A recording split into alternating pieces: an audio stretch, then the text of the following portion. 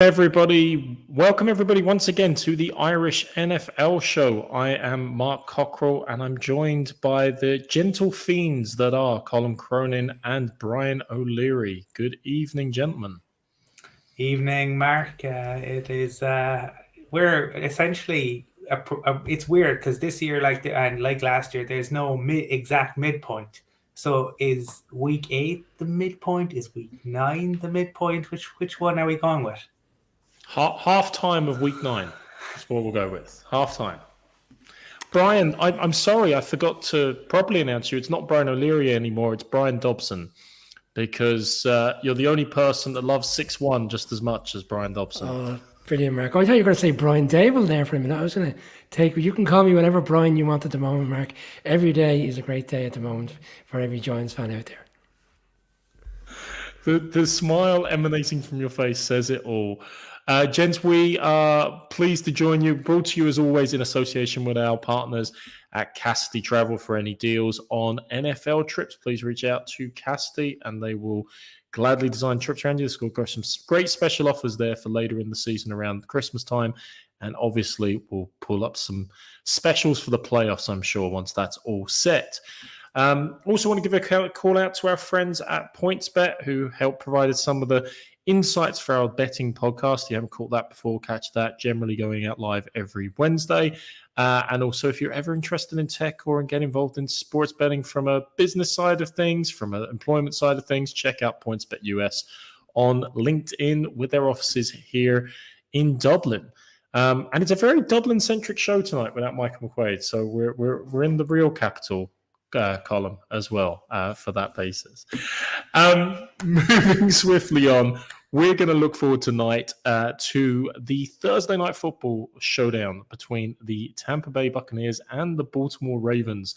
A 3-4 team going into a 4-3 team, and you wouldn't have thought either of those records necessarily at the start of the season. We'll soon be joined by a guest to have a breakdown of that a little bit more. But before we get into that, gents, at the time of recording, the NFL never sleeps. Trades are happening left, right, and center. We thought it was a blockbuster last week with Christian McCaffrey, but now this week we've got another great trade and highway robbery. You decide. But Colin, this evening, some more news in terms of the rich getting richer.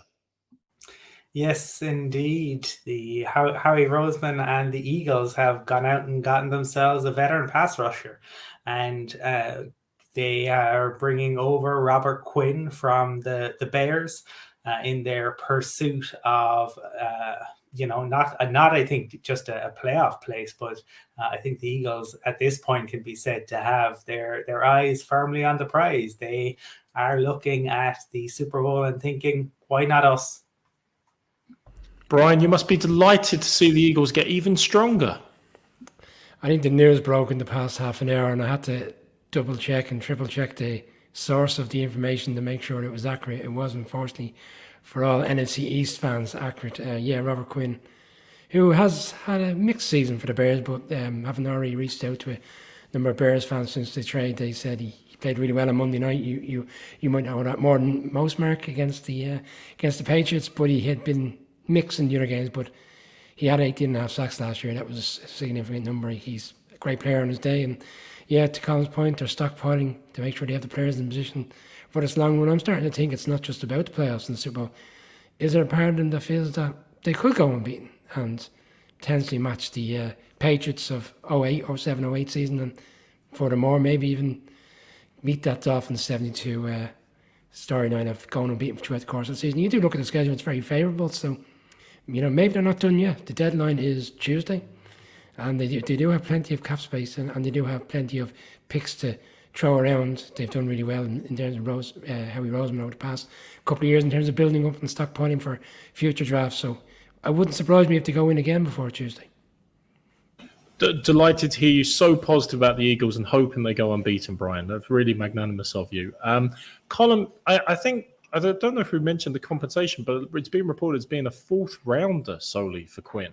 And as Brian said, he's had some great success. I mean, I wish they would have traded him for last Monday and half of the Bears team before they played the Patriots, in fairness. But, you said how he did it again. How is he doing it? And how does he do it every time?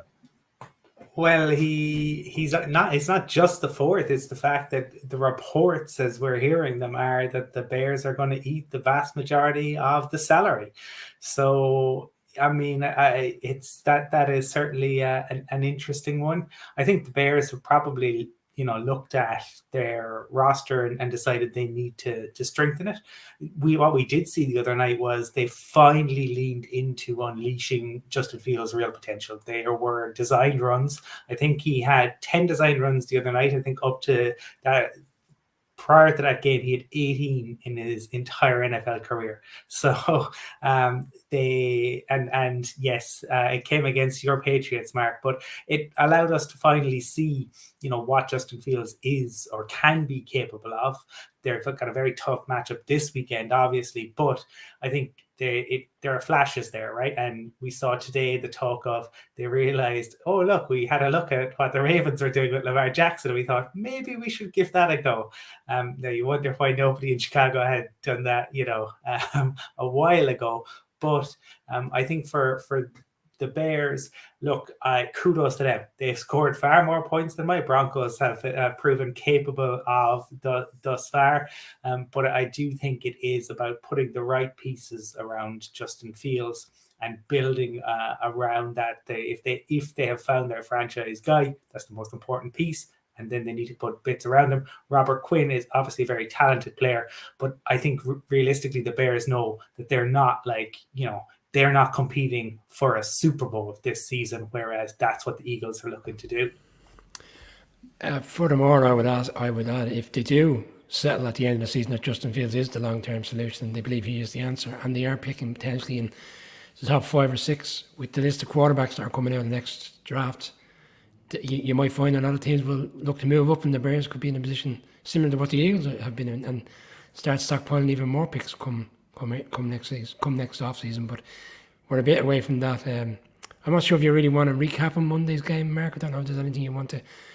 No, I think we're fine, Brian. I don't think we need to go there. I think, Patriots completely embarrassed by the Bears, who to date had not shown any signs of life. Kind of sums it up in a general sense. And let's just gloss over it and move quickly past. But no, in all seriousness, I mean, I think there's been almost more interesting storylines this week. I mean, we're talking obviously about Robert Quinn, great, breaking news. The deadline isn't closed. Brian, you said the Eagles could make more moves. I'm sure there's lots of teams that would like to make moves. But equally in this regard, look at some of the moves at quarterback this week. Obviously, Matt Ryan benched ostensibly for the rest of the season. Just today as well, Dennis Allen has confirmed that Andy Dalton will be the starting quarterback for the Saints, and it is not related to Jameis Winston's health. Your thoughts on that? Obviously, the Ryan news in particular, Colin, I mean, many, myself included, kind of thought this was a beautiful fit. And, great karma and great profit would result therefrom. But now Frank Reich's made a dramatic move.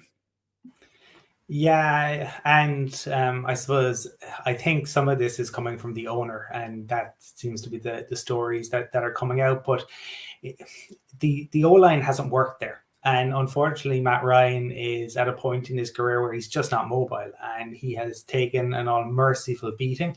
And that has, led to any number of fumbles, and they had to look to do something given the owner that is there, and he makes his feelings known. And I think the pressure that is on the head coach and the GM. So essentially, something had to give. I think, and we discussed this a little bit on Monday Night Show, I'm of the opinion that they'll move on from Frank Reich. Brian thinks they'll move on from both Reich and Ballard at the end of the season. I think that will be one to keep an eye on. But Matt Ryan has obviously been a great servant of the game and had some phenomenal years in Atlanta.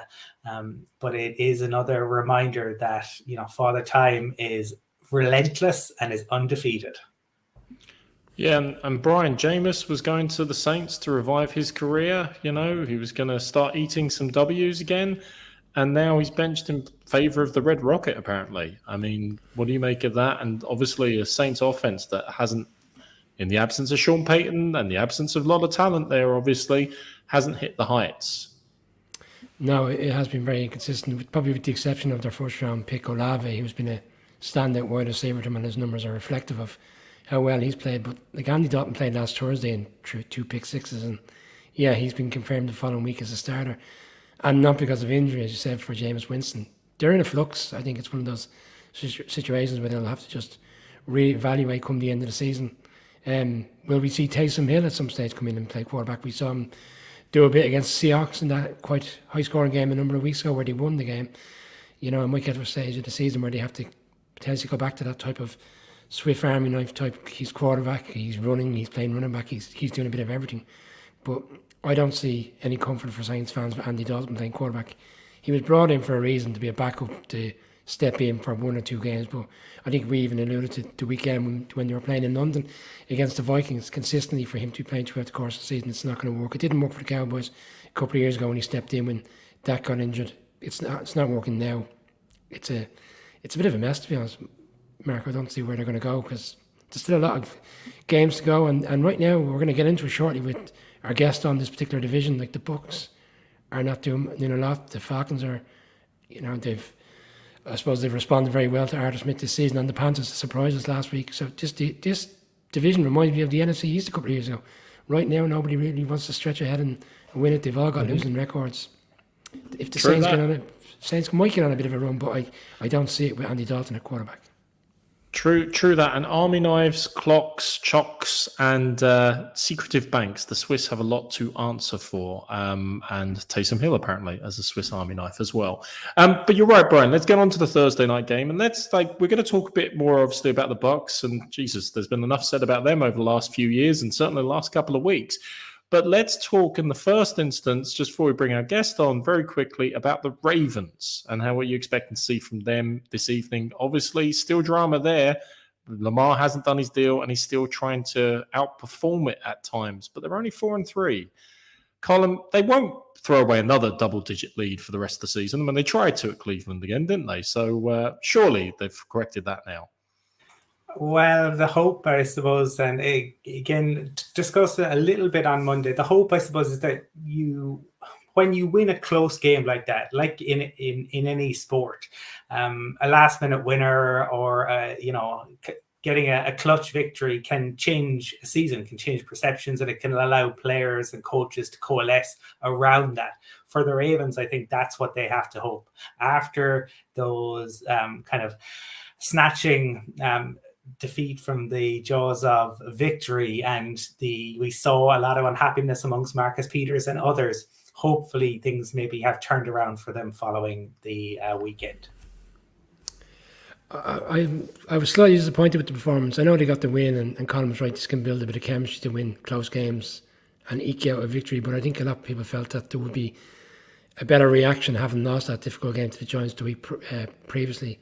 Lamar still, for me, is up and down this season. I mean, he started like a train. He was having these great games. We were talking about the contract valuation going up, but the last few weeks he's kind of subsided. Performance have dipped a little, and I didn't think they were overly impressive last week against the Browns team that I felt, there was a dubious pass interference on Cooper towards the end that could have went either way, and they could have got out there with a victory. I mean, the Browns are losing tight games, with the exception maybe of that game against the Patriots, and yet they're 2-5 for the Ravens. I mean, this is a must-win game as well for the Ravens. We can talk about the Bucs situation, but the Ravens need to get this victory on Thursday night as well. Well, we talk about it being a must-win game for the Bucs as well, and we'll bring in someone who knows a little bit more about the Bucs. Our guest this evening, Greg Auman. Greg's been covering the Bucs since 2013, covering them for the Athletics since 2018, with the Tampa Bay Times since 19 years with the Tampa Bay Times, if I remember correctly, Greg. And you are the co-author of Tampa Bay, which is the unbelievable story of the 2020 Tampa Bay Buccaneers championship season. Greg, thanks for joining us again on the Irish NFL show. Great to see you. Hey, thanks for having me. Hope you guys are doing well. We are indeed. And Greg, we're going to get to Thursday Night Football, but I just want to know, I'm a little bit worried about your safety and your sanity, given everything that's gone on in Tampa Bay in the off-season and during the season for the last 3 years. Like, have you had a holiday? Have you had a day off at any point in those 3 years? I have. It has been busy, and obviously it seems like there's even more interest in the team when it's kind of a circus like it is right now. I think it's like NASCAR. Everybody watches for the wrecks sometimes. It's been busy and hectic, but as a beat writer, you'd rather have that than no interest in your team and nothing to write about. So. Well, certainly plenty of interest in the Bucs, even from this side of the Atlantic, and we may touch on that the upcoming trip to Munich. But I suppose, Greg, there was a lot of talk in the off season, quite after everything happened with the change of head coach and Brady stepping out, Brady stepping in. But it was almost expected to be business as usual. And yes, there were the injuries on the O-line, especially, and that's probably proved bigger than we expected. But did anyone, and are you surprised that it's up to this point over the past 2 years with Brady, it was 2 losses, so they've doubled the number of losses. Are you surprised that has happened, or should we have seen maybe the amount of changes, the amount of injuries would lead us here? I don't think anybody saw like the offensive scoring issues they're having. This was very much a 30-point a game offense, one of the best in the league. Who did the touchdowns go to? You talk about Tom Brady having 40 touchdowns in a season. Tom Brady has 8 touchdowns in 7 games. And you can absolutely laud him for only having 1 interception. He's got the fewest in the league, and he's avoided sacks. But this hasn't been like a game manager offense. This has been a highlight reel, scoring 30, 40-point offense, and it doesn't look anything like that the last few weeks. It's you wonder if they can flip a switch and get back to who they were, or whether this is the funk they're going to be in for this season. Greg, there was more scrutiny on the defense last week as well because of, I suppose, in the run game in particular, they gave up 170 yards. And is it a case that they're trying to deflect from the Brady offensive struggles and put it on the defense? Because the defense, for large parts, early on in the season was playing quite well. Yeah, I think the defense, if you ask me right now, I'd say the defense has exceeded expectations. They're giving up, I want to say it's like 40 points less than they had through this many games last year. And the offense is probably, 12 points a game worse, maybe. But no, I think the defense in Carolina on Sunday, the defense played really well for about 2.5 quarters. It's like they'd held Carolina to 7 points. I think Carolina went 3 and out on their first 3 drives of the second half. And then they lost Antoine Winfield. And then Carolina's kind of running wherever they want. I think Carolina rushed for 139 in the second half. But again, if your offense has 3 points, it's hard to point a whole lot of fingers at a defense that gave up 21, and one of the touchdowns was pretty late. So the defense is injured. I'll definitely say that. This sounds a lot like last year in that against Baltimore, they're going to be down 4 of their top 6 defensive backs. No Antoine Winfield, no Logan Ryan. That's arguably your top 2 safeties. Carlton Davis is your best corner. And then Sean Murphy-Bunting would start in his place. So they'll have a nickel defense out there on Thursday night that has 3 guys that didn't take a defensive snap in the opener. And that's not the recipe to how to stop a top 5 rushing attack for sure. Yeah, and I was gonna touch on that as well, Greg. What the injuries are mounting up on that defensive side, just at a time when the offense isn't operating. There's been a lot of focus on head coaches around the league this year. Obviously, there always is, but especially guys in their first year. It's sometimes overlooked. Todd Bowles, of course, is in his first year. He formed a great defense, and now he's the man in charge. Whilst ignoring maybe some of the strange circumstances in which that came about during the offseason, how do you reckon he's been handling that? Someone who sees him daily, the interactions with the press, etc. How would you rate him in terms of performance as a head coach so far? Yeah, the record certainly isn't where you expected them to be. And I can remember when they were 3-3, it's kind of like you said, well, they had those first 4 games we knew would be tough. They're within a win of where they are. But then the Carolina loss, they had won 4 in a row against the Panthers, all of them by at least 14 points. So that's a game you probably should have been able to not pencil in, but pen in, and then to lose it as thoroughly as they did. Again, it's like now all of a sudden you're like, wow, so what games can they win if they play like that the rest of the season? I think Bowles it's interesting in that like his demeanor publicly is very different from Bruce. In that Bruce, you knew exactly how he felt. You got exactly the blunt, honest truth from him. And Todd, maybe this is a good thing, maybe it's a bad thing, is very different. Todd is still encouraging and glass half full and positive, hopeful. And that's probably not what Bucs fans need right now. I think Bucs fans want that fire and brimstone. They want, calling people out and dropping F-bombs and knowing that he's raising hell. I think Todd Bowles is probably just as upset behind the scenes as Bruce is. He's just not showing it publicly. So that's probably where the difference is the most glaring. If they win Thursday, and that's a huge if given where they were, they're fine. I mean, they're not where they want to be, but this is a bad division and a bad conference for the most part. I mean, except for you'd say Philadelphia and the Giants and the Vikings are doing great, but the Rams are 3-4. The Packers are 3-4. The three teams we thought would own this conference all have a losing record and are struggling. I think all three will still find a way to make the playoffs, but the Bucs have to wake up out of this fast, or it's going to be, I mean, if they lose Thursday, now it's the Rams who have beaten them 3 times under Brady. And you blink and now you're 3-6 and you're trying to get a win in Germany to get to 4-6. That's not what Tom Brady came back for.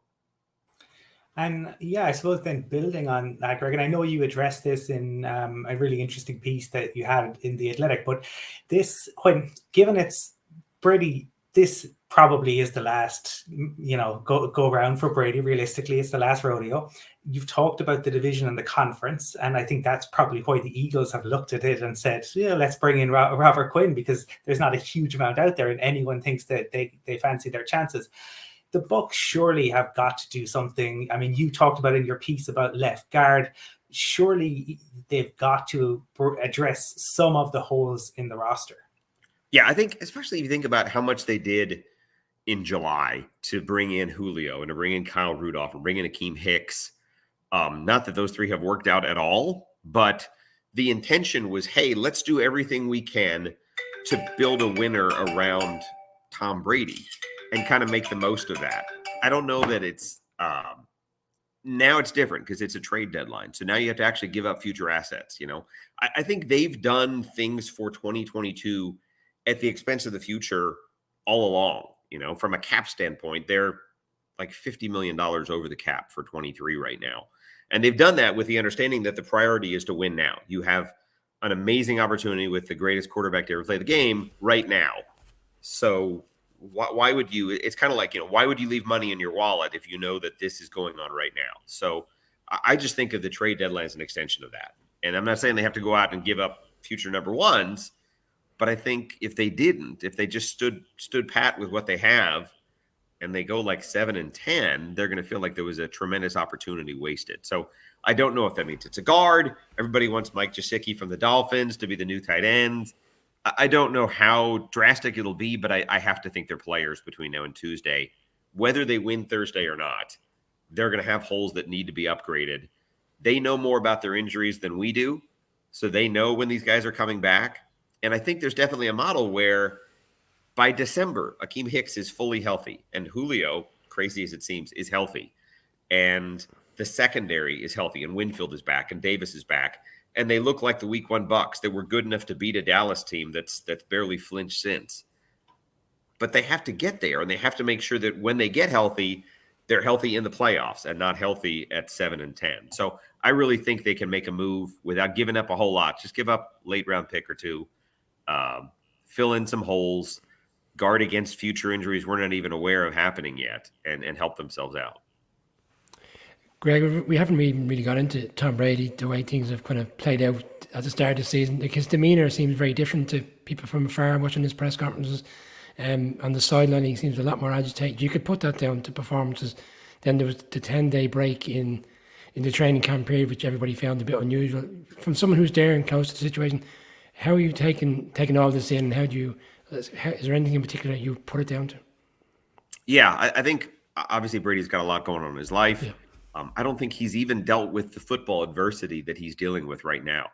The last time he lost even 4 games in 5, like they've lost right now, was 2002, 20 years ago. So as much as he can talk about, this is adversity, this is how we respond, he hasn't had to respond to a lot of adversity in his career. He's had 13 seasons where he lost no more games than they've already lost this season. So there's not many things that he doesn't have experience at. This is kind of one of them. He doesn't really have to dig. I think about that, like the movie where the plane is like flying down and they're trying to pull back and pull up. He hasn't had to do that a lot. And it's a challenge. I don't know if he expected to do that with his team, but I think he has to do that.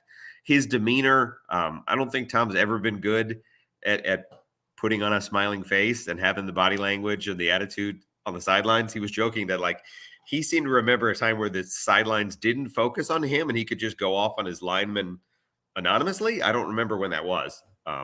So I think to see him annoyed in press conferences, to see him frustrated on the sidelines, that's who he is. And that's who he is when they win. So you kind of have to expect it to be who he is when they lose by 18 to a 1-win Carolina team. Yeah, and I think Bill O'Brien and Josh McDaniels will also acknowledge that even offensive coordinators sometimes get the brunt of Brady's temper as well. It's very funny, Greg, you mentioned Mike Gesicki. I happen to have a personal bit of a man crush on Mike Gesicki. He's, his hands are like shovels. It's unreal. But is there any point in Tampa trading for him? Because as you tweeted out before, they haven't actually varied their offensive personnel very often. Like Vaughn's getting no playing time. It seems to be the same static kind of lineup and setup, depending obviously on injuries, and they've had a few of those on the offense. But the tight end position seems almost like set and stayed. Same with the running back position. It's Fournette. You know exactly until it's third down and who's going to roll out. Like, especially how this matches up against the Ravens defense tonight. I mean, do they not just have to reinvent the wheel a little bit there, even outside of any trades or dramatic moves? Oh, no, I do think they have to shake it up because, like I said, probably the biggest criticism fans have right now is that they feel like the offense is predictable. The first down runs are infuriating. The dump offs, if they threw one more screen pass Sunday at Carolina, I think people were going to throw their phones through the TV or something. In that it seems like, I think we all have memories of this team throwing the ball downfield so well. It's like the number that I keep going back to is 30-yard plays. And the Bucs had 33 of them in 2020 to lead the league. And they had 27 last year and they have 4 right now. And it's just such a small number. It's such a glaringly low number that speaks to how Brady has kind of gotten himself so cautious to get rid of the ball as soon as possible. It's like the ball is this ticking time bomb in his hands. And that first play against Carolina, the first throw where Mike Evans is wide open, was such a promising play because it had great blocking in front of him. Brady had patience. Evans clear knocked the corner down. And had he caught that, had that come together, it would have been an affirmation of everything they used to be and everything they still can be and all that. And he didn't. And instead, they kind of went back to screen and dump off and death by 1,000 paper cuts. So, no, I think you came back to Gesicki originally. I like the idea of Gesicki. I don't know if they'll give up the pick they'd have to get Mike Gesicki, but I think if you think about how much they miss Gronk and how much they struggle in the red zone, I think having one more Evans Godwin level target to throw to, like if you're not sure Julio Jones is going to come back and be that guy, I think Mike can be that guy. And even if you have no intention of signing him beyond this year, if you can get him and it's whatever, like $6 million to get him for the rest of this year, fit him under the cap, you'll get a 3rd or 4th round comp pick for losing him a year from now. That seemed like a really good deal. I'll be surprised if Miami is a good enough team and still in contention enough where it surprised me if they give away a key piece like that, but they aren't using him much, to be honest, and they know they're not going to re-sign him. So if they'd rather get that pick earlier and have something to show for it, maybe they think they can win without him. I don't know. He would be probably the biggest name of all the people we've floated as potential targets for the Bucs they could get to help themselves out. Well, we certainly look forward to seeing how it plays out in the run-up to Tuesday and what might happen, and also to see how it will play out for the Bucs for the rest of the season. We will have a contingent in Munich, Greg, so we look forward to saying hello to you there. And look, we want to thank you again. You've been always so generous with your time. We always appreciate having you on the show. And we can hopefully buy you a pint in Munich. Please message me in Munich. I really hope to meet you guys. Really looking forward to that trip. I wasn't always sure I was making it, so now that I know that I am, really excited. And my dog barking at the last minute just to ruin it. It sounds like the dog is excited about Munich as well. My dog did that the Super Bowl year. My dog did that with Gronkowski, like right as I was asking a question, and it's still barking, which is awesome. But anyway, very much looking forward to seeing you guys in Munich. Thank you guys for having me on. Sorry about the dog. Thanks very much. Thank you. You guys take care. Take it. The Eagles always make themselves heard, so the dog is channeling that obviously clearly. An Eagles fan. Gents, we're going to wrap up, obviously, our Thursday night preview, give our picks, give our selections in relation to it. It feels unfair to pick on Greg and ask him for his pick there. But before we do, and before we get to wrapping up that, we have another guest on this evening, Connor Rogers from Pro Football Focus and NBC Sports. Connor has been on with us a couple of times before. Connor, always great to have you on, man. How are you keeping? Hey, guys, I'm doing well. Always great to be on with you. How are you? We're still struggling, Connor. We're still struggling to understand how the Packers are 3-4 and the bloody Giants are 6-1. Like, I mean, the NFL is always full of surprises and shocks, as you know better than most. I know. It really is. The vibe here in New York, New Jersey, the tri-state area is a little different with the Jets and Giants being feisty this year, I have to admit. Yeah, definitely. New Jersey have got two good teams, and even New York have one with Buffalo Bills, which I always say just to wind up Brian in relation to. Connor, I suppose, look, we were always delighted to have you on, but we're welcoming you to the show when your Jets have a winning record. And obviously, it's plenty of excitement. Obviously, really disappointed to see Breece Hall go down after the explosive play. I mean, hey, I'm a Broncos fan, and even I could appreciate what he did against us. You're like, in terms of the offense, and probably Brian might come to the defense, but in terms of what the Jets have been able to do on offense, because from 5,000 miles away, I can say the QB play hasn't set the world alight, but yet the Jets have found a way to score points that plenty of other teams across the league haven't. They really have. They've been able to build an offense based on the run game, and it's not just turn around and hand the ball and run right through the A gap every single time. It's a creative run game. There's a lot of misdirection. There's a lot of jet motion. They get their wide receivers involved in a lot of different ways. It's not just the reverses and the fake reverses, but Corey Davis is a top 3 blocking wide receiver in the NFL, and he's another guy that's unfortunately banged up. So the Jets are going to have a lot of adjustments to make as they take on New England in a huge game for them, where you look at them coming into the season, the Jets win total was set at 5.5, guys. We're not through October and they have 5 wins. So they've definitely surprised a lot of people. And like you said, they are doing it in an unconventional way in 2022, where not much is asked of Zach Wilson. Sure, he went out and won them the game in the fourth quarter against the Steelers. He played clean, sound football against Miami, but he never looked comfortable against Green Bay and did not look comfortable at all against Denver. And at the end of the day, they didn't really need him to do much to win those games. So it's kind of crazy, and it's a big tip of the cap to the young offensive coordinator, Mike LaFleur, who, if that was a challenge to him, the challenge just got a lot harder because they lost their best offensive lineman, Elijah Vera Tucker, for the year with the torn triceps, somebody I've called their best player for the last year and a half. And they lost Breece Hall, who hits home runs as well as anybody in the league already. So this offense is going to have to make some really tough adjustments. And at the end of the day, they're going to have to ask Zach Wilson to do more. And maybe that's not dropping back and taking your shots down the field over and over again, but it might be a combination of not only more dropbacks, but getting the run game involved as well. We just watched Justin Fields run all over this New England defense. I'm not expecting Zach Wilson to do that, but we know the kind of athleticism that he possesses to at least pose a threat of the run. Connor, when we had you on leading up to the draft last April, you were convinced that Sauce Gardner was going to end up in New York, and it could either be my Giants or your Jets. And as it happens, well, we may not have seen Derek Stingley going at number 3, bearing in mind his injury, but from what you've seen so far, is he ahead of schedule? He's playing really well, and everybody's talking about him. Is he what you expected to see so early in his NFL career? He's better than I thought, and that's crazy to say because he's somebody that I evaluated Sauce as the best corner in the draft by a pretty good margin. I thought he was the guy, if anyone was going to take a corner in the top 5, he was the only one that you'd do it for. I compared him to more of a plus James Bradbury, not James Bradbury, but a better version, because when you look at their measurables, there's not a lot of guys in the league. There's really nobody in the league that have their kind of length and their ability to cover that kind of ground using that length and playing the ball in the air while being physical at the line of scrimmage.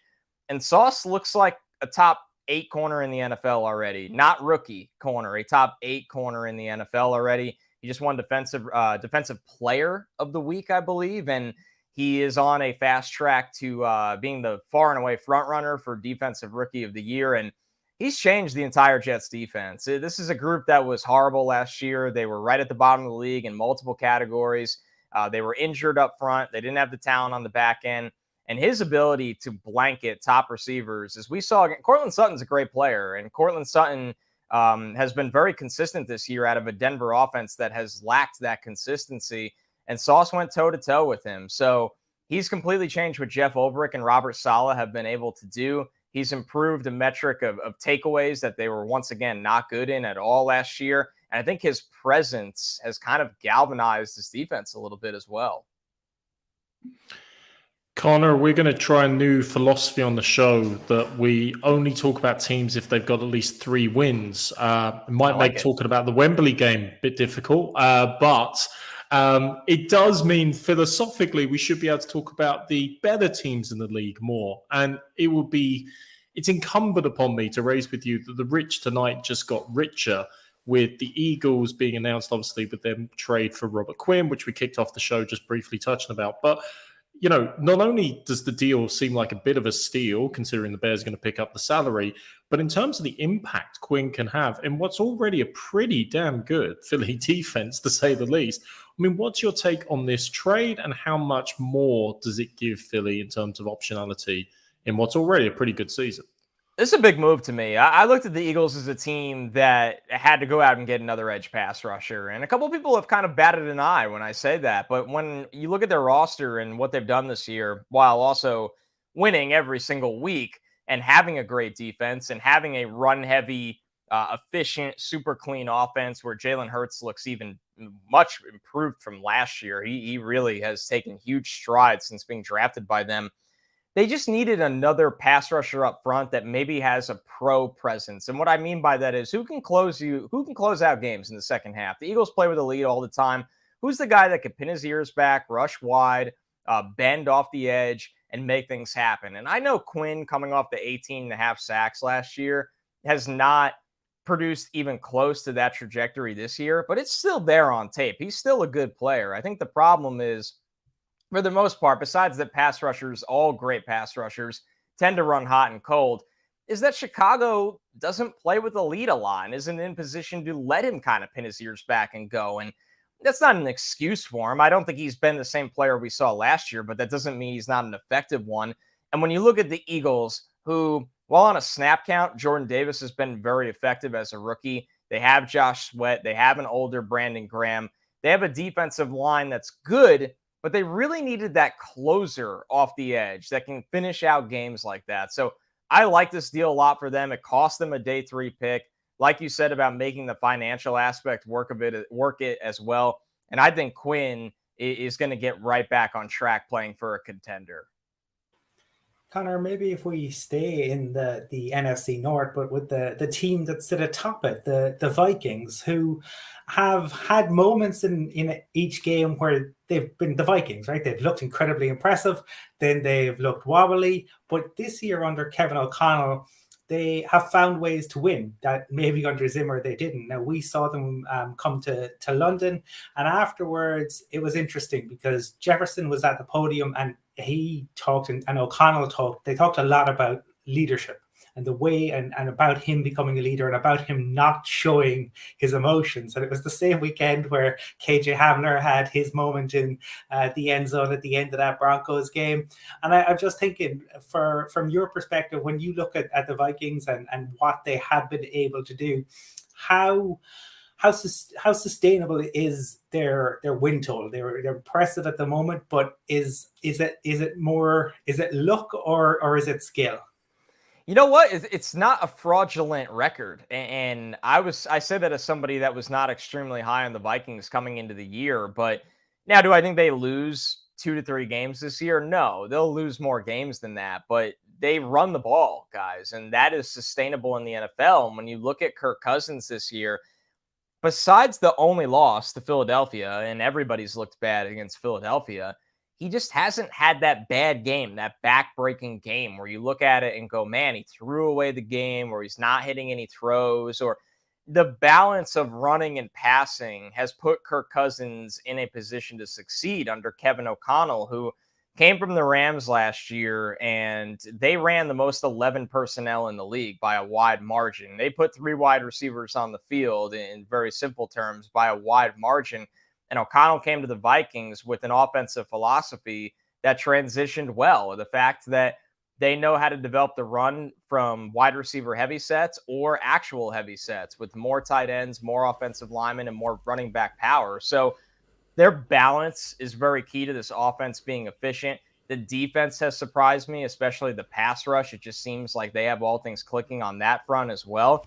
So the Vikings, while you look at the wins and go, yeah, sure, they took care of business in their division with Chicago and Detroit, which we don't expect much from. They did beat Green Bay week 1.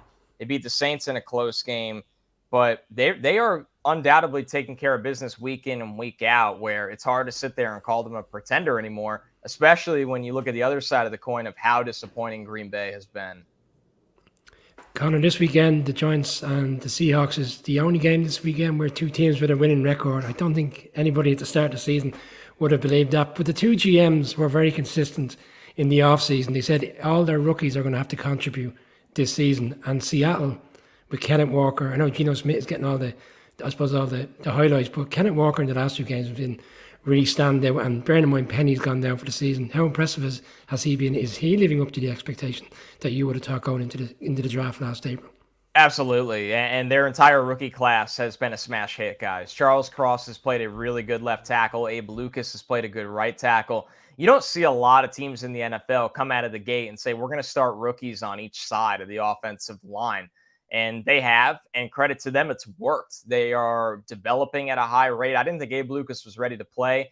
Credit to that offensive staff for having him ready to go. Cross looks great. Geno has thrived in a play-action offense, throwing the ball downfield, making some big-time throws. And the reason that play-action offense works is because of the running threat they have behind Geno Smith, and which is now, like you said, Kenneth Walker, who is elusive. He's got a thick build where tacklers can bounce off him. We've seen breakaway speed that he didn't always have in college. He didn't have this level of breakaway speed where he could rip off the big ones as well. He had big plays in college, but when I watched him, I didn't think he'd be a home run hitter at the NFL level. He looks amazing after losing a lot of his summer to injury with the hernia. And then you look deeper in their draft. Tariq Woolen's been excellent at corner for them. So the Seahawks just had this wild draft for them that not only have they solved so many needs and punched above their weight class game after game and put all of those guys in position to succeed, but it's helped Geno Smith look like a franchise quarterback. So everything is trending upwards for Seattle right now. Connor, this is obviously our Thursday Night Football preview show, and we were just talking with Greg Auman from the Tampa Bay perspective a little bit about their struggles, the offense just not clicking at the moment, and obviously a very surprising loss at the weekend. But equally, when we turn our attention to the Ravens, it's very hard for them to hold on to a lead, it seems. I mean, they just about escaped throwing another one away at the weekend.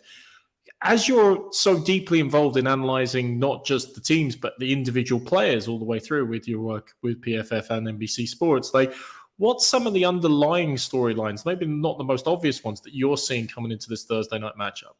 It's a great question. I think the inconsistency of Rashad Bateman's health has been a problem for Baltimore. I think when you draft a wide receiver in the first round, you expect him to be your number 1 guy. And then a year later, you trade your really only consistent threat at wide receiver in Hollywood Brown, putting even more weight on that player's shoulders.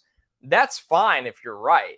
And Bateman's a solid player, but he has not stayed healthy. And I think not staying healthy has not allowed him and Lamar Jackson to develop the kind of rhythm that they need. So the big storylines in this game are injuries. Mark Andrews and Rashad Bateman did not practice to start this week. If those guys can't go, Baltimore's in big trouble. Now, I'm assuming Andrews is going to be up for this game. He didn't have a catch last week, which is very uncharacteristic for a player of his caliber. But when you look at Lamar completing 9 passes last week for 120 yards, and it's not like he ran for over 100 yards. He actually ran for under 60. I don't look at that and say, man, Lamar's got to get it going. Greg Roman has to get it going, but with what? What is the point of attack for this offense. And Tampa Bay has looked so bad recently that you look and go, maybe Lamar could just play backyard football in this one, and that'll be enough. That's how bad Tampa's looked. But an angry Tom Brady has to scare you. This feels like a win or go home game for Tampa Bay right now, which is insane to say before Halloween. So when I look at the Ravens and this game on Thursday Night Football, I'm looking at the injury reports and thinking, man, that can dictate a lot. And it's really hard to pick against the Bucs when their backs are entirely up against the walls. And this is the worst we've ever seen that. Connor, I suppose there was a lot of talk in the offseason about the AFC West and about the strength of that division and about the Chargers. But let's ignore the bad and let's focus on the good, the Chiefs. Once again, the pretenders have fallen by the wayside, and Mahomes and Andy Reid, they lose Tyreek Hill, they just find new ways to do it. Like, are we just so accustomed to Mahomes doing Mahomes type things that we're just blasé? Because all the talk about the MVP this season, there's not a whole lot about Mahomes. It's about others. And it's not just because we have just become accustomed to, like, it's 3rd and 7. The Chiefs are going to get this. I think you're right. I think we got to a point where people had Mahomes fatigue, which doesn't make sense to me. He's one of the most exciting players I've ever watched in my time watching the NFL, and he's in his 20s, and we should cherish this and enjoy it. And for whatever reason, everybody instead kind of shrugged their shoulders and went, what is this offense going to be without Tyreek? Are the Chiefs going to be contenders?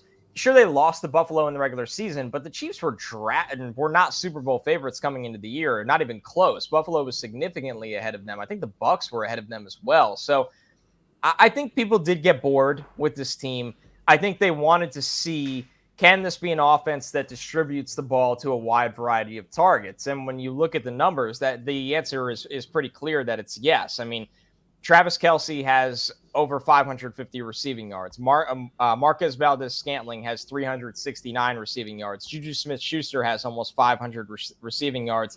Mecole Hardman has over 200 receiving yards. Like, this is an offense that is effective in a lot of different ways. It can attack you, and they are proving once again that they don't need to develop this crazy run game to get going. I think, somebody like me looked at it like they invested all these resources in the offensive line. They let Tyreek Hill go.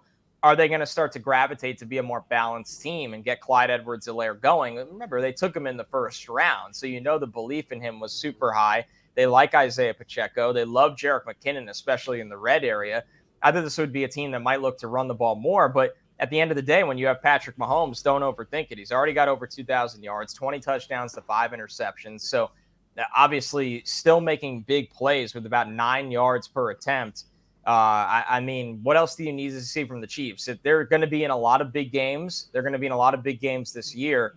And it's hard for me, despite them even losing to Buffalo, to pick against Mahomes in that moment. Connor, I have to ask you about my team's quarterback, Daniel Jones, because the last time you were on, I suppose you went against the pale. You said if a good head coach comes in and proper offensive line, we will see the potential that this guy has. And a lot of people at this stage have given up on him, essentially. But this season, we're seeing it's reflective of what you said at the time. As the season progresses and where they're at, and potentially the likelihood to win more games, taking themselves out of the draft picture potentially come April, will we see a hometown discount in terms of a contract? Because they are going to be trying to sign another player in Saquon Barkley. I'm fascinated by this one because, I mean, for me, not even the biggest Jones pre-draft believer as a top 10 pick. That was always going to be Rich. I think this guy needed a lot of time. And, I mean, let's be real. He's already had 3 years in the NFL. Like you said, a lot of people seem to be out on him. But it goes to show you what good coaching can do with raw talent. And Jones has raw talent. He's a great athlete. He's got enough arm strength and more importantly, adequate accuracy. The thing that always needed to happen with Daniel Jones was the game needs to slow down for him. And that doesn't happen overnight. It really doesn't happen in the first 2 years. And the problem is, are you going to last long enough to give that opportunity for year 3 and 4? And they didn't. Dave Gettleman got let go. Joe Judge got let go. The Giants' new regime did not pick up the 5th-year option on Daniel Jones. And now, credit to Daniel Jones, who's proving everyone wrong. He's playing efficient football. He's playing within the offense. He's using his legs when he has to. They don't have playmakers at wide receiver. I know they want to get Wan'Dale Robinson going, which is a good thing. That will help down the stretch now that he looks ready. But when you look at Daniel Jones, the question for me, guys, is one, what you said. What's the price going to be? How do they evaluate Daniel Jones internally? Because if they thought he was a guy that gave them a chance in a 2-year window, you pick up that 5th-year option and kick the can down the road. That's not something they opted to do. Now he's shown you on the field that he can win games, he can play within your offense, and he's getting better, and he's still a young guy. He's still 25 years old. So how do you find the right contract terms that he's willing to accept to keep him around? Or are they a team that no matter what, they want to get their own guy in the draft and swing for the fences? The Giants are too good right now. That dream is over, and I think that's a good problem to have. The Giants are winning too many games. When you look at their schedule, they're going to win a lot more. And I think for Daniel Jones, a guy that's had a rocky road to start his NFL career because of the poor infrastructure that was there at the time, there should be some incentive to stay and figure out a way to stay. Brian Daboll is a great coach. They have a good offensive staff. Like you said, they're finally getting some pieces on the offensive line. Andrew Thomas looks amazing, which is a huge, huge help to Daniel Jones's game as well. You can keep Saquon, who's one of the best weapons in the NFL. There should be mutual interest now to keep him long-term. I think Brian has just clipped your Andrew Thomas looks amazing line there, Connor, and is going to play that back to a certain number of people quite a few times. Look, if Daniel Jones, Brian, has fixed all of, the issues in terms of the fumbling and the securing the ball, the only thing that can stop him now is an open field with absolutely nothing around him, because that seems to be his kryptonite, as he proved again at the weekend. So just don't let him run free. Connor, we're gonna move on to wrapping up Thursday Night Football with our picks, but wanted to thank you yet again for joining us. Really appreciate your time as always.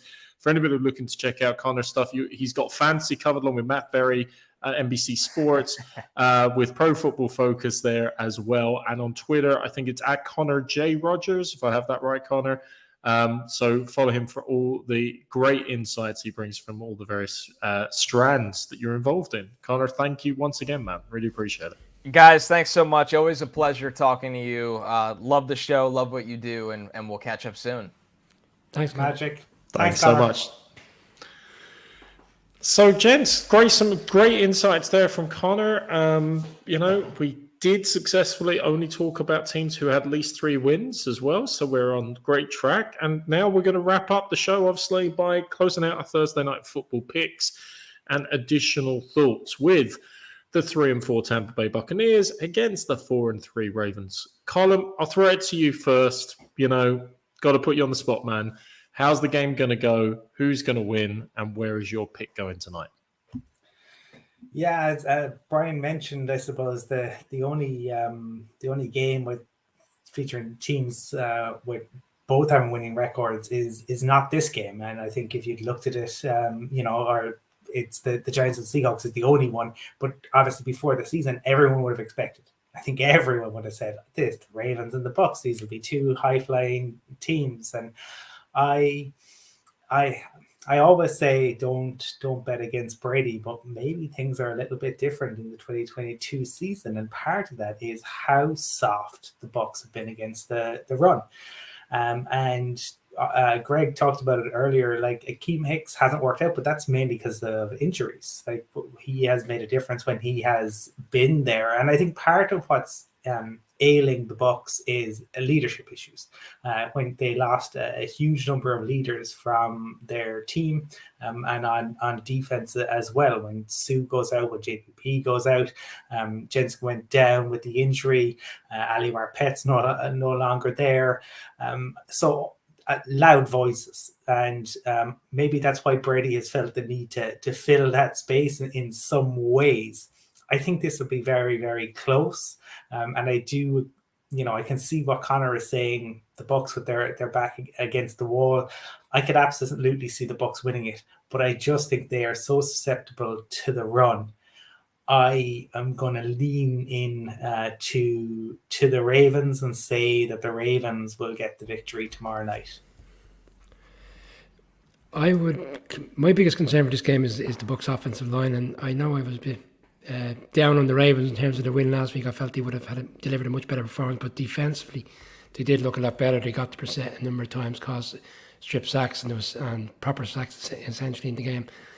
And having looked at this Bucs offensive line over the past few weeks and how many times Brady's getting sacked and the struggles, I find it difficult to see how they can address that so quickly coming off a Sunday game into Thursday. And I think there's players such as JPP, who's coming back with the Ravens, who will want to make a point to prove against the Bucs, haven't been released in the off-season. And I think that's ultimately where the game will be won and lost. And yeah, I think the Ravens maybe down a couple of players, but I still think with Lamar Jackson there, Drake and other players, they can still put up enough points. And right now the Bucs aren't putting up the points that they need to do to run with teams with the Ravens if they get going. So for me, I'm with Colin. I'm picking the Ravens. This has an ominous feel to it, but I'm with you, gentlemen. The Bucs have more injuries fundamentally, and it's all well and good that the Ravens are susceptible to throwing away double-digit leads. That kind of needs the other team to at least score more than double digits in points, which they certainly didn't do at the weekend. And let's face it, we've all alluded to it. Greg broke it down pretty cleanly as well. Like, that offense is spluttering, would be a polite term. It starts with the O-line. It starts also with injuries, but at some point as well, it also starts with the play calling, the offensive structure, and the quarterback, of course, as well. I'm like you, Colin. You know, Connor sent a very good message about the don't back against Brady when his back's against the wall. The Bucs are backs against the wall. Greg alluded to it. This would be, I think, if Brady loses, the first time he's had 3 losses since that 2002 season as well. 3 losses in a row. He's never had it since then. I mean, again, remarkable statistics overall. But at the end of the day, I can't see that the Tampa Bay Buccaneers are going to fix all their ails on a short week.